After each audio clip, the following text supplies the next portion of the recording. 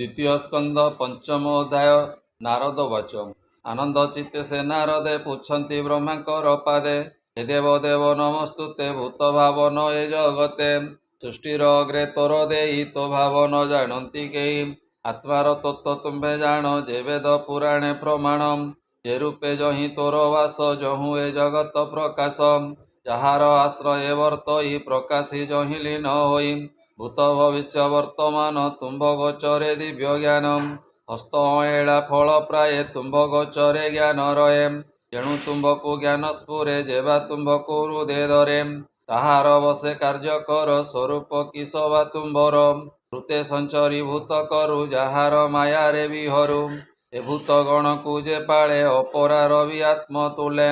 आपणे शक्ति बळे भावी आश्रमे जेने ऊर्ध्व नावी ए सृष्टि कर्म अगोचर जे रूप नाम गुण तार जाने मु नाही तो बाहारे अन्य वाक्य अछि व्यवहारे तुम्भे जे घोर तप करी आत्मा समाधि अनुसरी ए माया सृजिल केमते एणु संशय मोर चित्ते तुम्भे सर्वज्ञ सर्वेश्वर मोर संशय दूर कर भक्ति भावरे पचारई स्वभावे पुत्र मु अटई जेमते मोर चित्ते स्मरे ए विश्व समाधि गोचरे एणे नारद वाक्य ज्ञानी हरसे कहे पद्मजनी ब्रह्मवाच धन्य नारद मुनिवर सुसाधु प्रस्ताव तोर पचार जनहिते ब्रह्म भागवत ग्रंथे विष्णु महिमा दर्शने पुछिल विनय वचने जे पचारिल मते मिथ्या नुह उचिते तेणु ईश्वर प्राय होई ए सृष्टि मोहर अटई परमेश्वर ज्ञान जेणु नाही तोहर भ्रांति तेणु ए आदि मध्य अंतर्गते शुण कहवा ताहा तोते विष्णुर आज्ञा घेनी चिते ब्रह्मांड सर्जिली जेमते जेमते अर्ज अग्नि शशि ग्रह नक्षत्र तारा राशि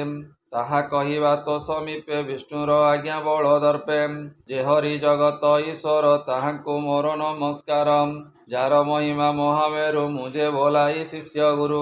जहार इच्छा मार्गे स्थिति लाजे संकित भगवती से माया बले जगत अज्ञान मदे विमोहित मोहि मोहर ए शरीर धारा संपद बंधु मोर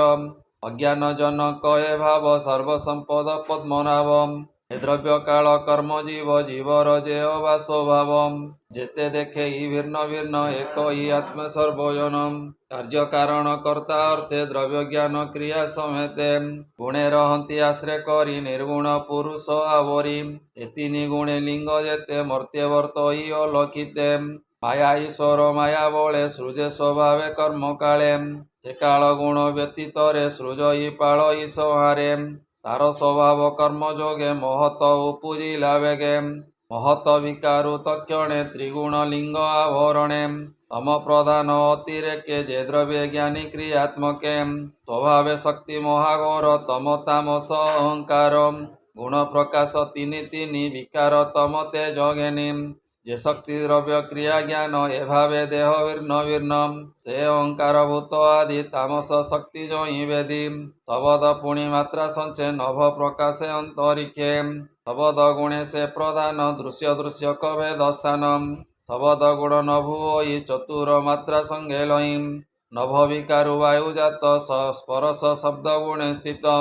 परस गुणे ता प्रबल जे प्राण महातेज बल पवन विकार तक्षणे स्वभावे काल कर्म गुणे स्पर्श जे गुण तही ताई तृतीय मात्रा लाभ होई शबद स्पर्श रूप तार प्रचंड तेज महागरम तेज विकारे से उदक जार स्वभाव रसात्मक शब्द स्पर्श रूप तिनि ए तिनि रस संगे घेनी आप विकारु मोहिजात से पंचमात्रा गुणे युक्त ए सत्व विकार तहु मन ए रूपे प्रकाश गगनम मनर संगे देव बल दश इंद्रिय दिगपाल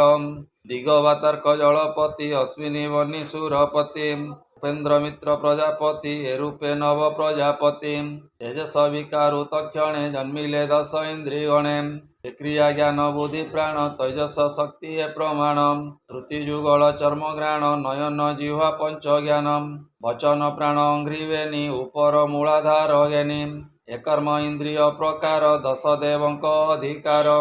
ভূত ইন্দ্রিয় গণমান এ যেণু ন লভিলে স্থান এ ব্রহ্মাণ্ড হেতু এ প্রত্যেকে সূক্ষ্মে রহিলে অন্তরিক্ষে স্থান ন পাই অন্য অন্য স্থকিতে রহিলে গগনে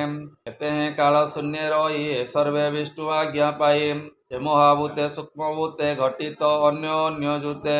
ସେ ହରି ଆଜ୍ଞା ଭକ୍ତି ବଳେ ସେ ସର୍ବେ ହୋଇ ଏକ ମେଳେ ସୁବର୍ଣ୍ଣ ଅଣ୍ଡ ଉପୁଜିଲା ତକ୍ଷଣେ ଉଦକ ପଡ଼ିଲା ଅନେକ ସହସ୍ର ବରଷେ ସେ ଅଣ୍ଡ ମହାଜଳେ ଭାସେ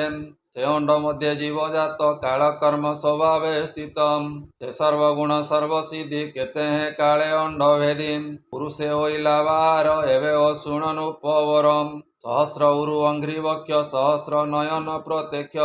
ସହସ୍ର ଶିର ସହସ୍ରଭୁଜ ଆନନ୍ଦ ଅପ୍ରମିତ ତେଜ ତାହାର ଦେହ ଶୂନ୍ୟ ଦେଖ ଲୋକର ସ୍ଥାନ ଉପଲେଖ ଦ୍ୱିସପ୍ତ ଲୋକ ତାର ଅଙ୍ଗେ କଳ୍ପିତ ଅଧ ଊର୍ଧ୍ୱ ଭାଗେ ମୁହିଁ କଳ୍ପିତ ବ୍ରହ୍ମକୁଳୁ କ୍ଷତ୍ରିୟ ଜାତ ବାହୁମୂଳୁ ଗୁରୁ ଯୁଗଳୁ ବୈଶ୍ୟ ଗଣେ ଶୂଦ୍ର ଉପୁଜିଲା ଚରଣେ ଭୂଲୋକ କଟି ଭାଗେ ସ୍ଥିତ ନାଭିରୁ ଭୁବଲୋକ ଜାତ ହୃଦୟରେ ସୁଲୋକ ନିଶ୍ଚଳେ ମୋହଲୋକ ଯେ ସ୍ଥଳେ ଏ ଜନ ଲୋକ ଗ୍ରୀବା ତଟେ ତପବ ସହିବେ ନିଅଷ୍ଟେ ମୂର୍ଧନି ମଧ୍ୟ ବ୍ରହ୍ମଲୋକ ଯେ ସନାତନ ସତ୍ୟ ଲୋକ ସପ୍ତ ପାତାଳ ଅଧୋଭାଗେ ଶୁଣ କହିବା ଅନୁରାଗେ ଅତଳ ବସେ ଜଙ୍ଗ ଦେଶେ ଉରୁରେ ବିତଳ ପ୍ରକାଶେ ତଳ ବସେ ଜାନୁ ମୂଳ ଜଙ୍ଘର ମୂଳେ ତଳାତଳ ଯେ ମହାତଳ ଗୁଳ୍ଫ ଦେଶେ ପଦାର୍ଥେ ରସା ତଳ ବସେ ପାତାଳ ପାଦ ତଳେ ରହେ ଏଣୁ ଭୁବନ ବିଶ୍ୱଦେ ସୁଲୋକ କଳ୍ପିତ ମୂର୍ଧନି ବିଶ୍ୱ ଶରୀରେ ବିଶ୍ୱମାନି ନାରଦ ଆଗେ ବେଦବର ଯାହା କହିଲେ ବେଦ ସାର ସୁଜନ ଜନକ ଶ୍ରବଣେ ବ୍ରାହ୍ମଣ ଜଗନ୍ନାଥ ଭଣେ ଇତି ଶ୍ରୀମଦ୍ଭାଗବତେ ମହାପୁରାଣେ ପାରମହଂସ୍ୟାଂ ସହିତାଂ ବୟାସିକ୍ୟାଂ ଦ୍ୱିତୀୟ ସ୍କନ୍ଧେ ଶୁକ ପରୀକ୍ଷିତ ସମ୍ବାଦେ ସୃଷ୍ଟ୍ୟାଦି ବିଭୂତି ବର୍ଣ୍ଣନେ ନାମ ପଞ୍ଚମ ଅଧ୍ୟାୟ ବୋଲାନନ୍ଦେ କବାର ହରି